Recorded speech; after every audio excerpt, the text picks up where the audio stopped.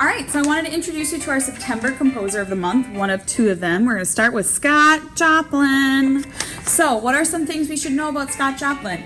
Number one, he's an American composer born right here in the United States in 1868, which is just shortly after slavery was considered illegal, right? When we made slavery illegal, and it was just shortly after the Civil War. He died in 1917. He played the piano, the guitar, and the bugle, which is like a trumpet.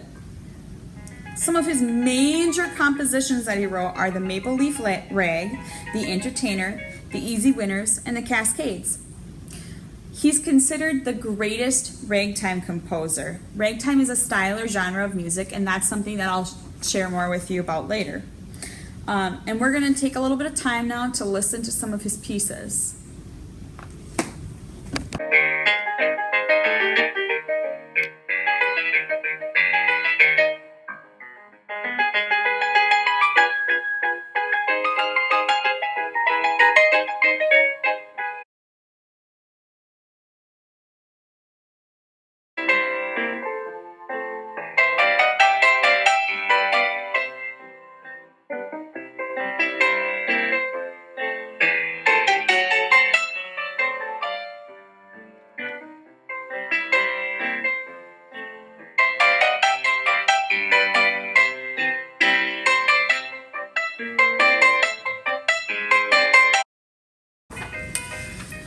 The story of Scott Joplin. So Scott Joplin was born in Texas.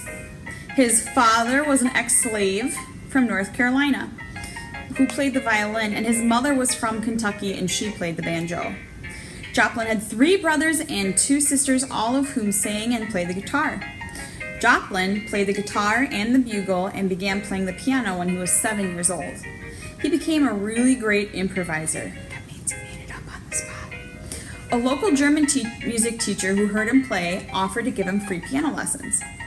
When he was 14, Joplin left home and began to move into the world of minstrel shows, vaudeville, and dance halls. People loved his music. He traveled throughout Arkansas, Kansas, Louisiana, Mississippi, Missouri, and Texas. When Joplin was 17, he settled in St. Louis and played piano at a local emporium. This was when a type of music called ragtime was becoming very popular. In 1884, Joplin moved to Sedalia, Missouri, and began to compose marches, songs, and waltzes. In 1899, he met publisher John Stark, who introduced Joplin's music to the public. One afternoon, Stark walked into the Maple Leaf Club of Sedalia and heard John playing his Maple Leaf Rag.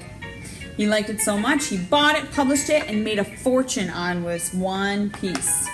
With the success of his piece, Joplin was able to establish himself as a piano teacher and spend more time composing.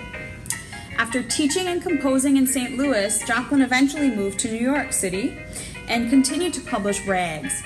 That's the type of music, the songs that are in ragtime. In 1908, he wrote School of Ragtime, a valuable guide to understanding the basic elements of a good ragtime style. Joplin composed a black folk opera, Treemonisha, but it was not successful in his day. This opera has since been revised and has been performed successfully in the United States. Joplin's written about 50 piano rags, 2 operas, and a few songs, waltzes, and marches before he died on April 1st, 1917, the same day the United States entered the First World War. He was working on a ragtime symphony when he died.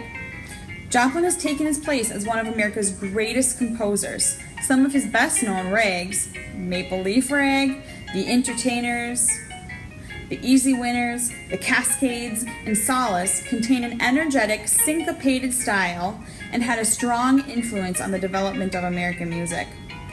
Outstanding concert performers are playing rags on recital programs, and Joplin's name is known all over the world as the greatest of all ragtime composers.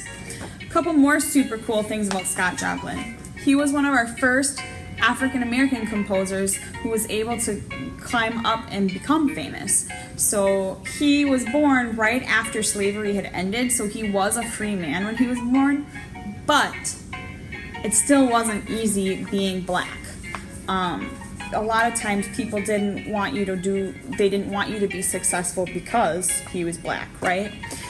So he's an American hero in music because he paved the way for other African American composers to come out and share their music with the world successfully as well, some of whom we'll learn about later this year. I am going to challenge you to do a little more research on Scott Joplin if you're interested. And then the next video I send will be about ragtime.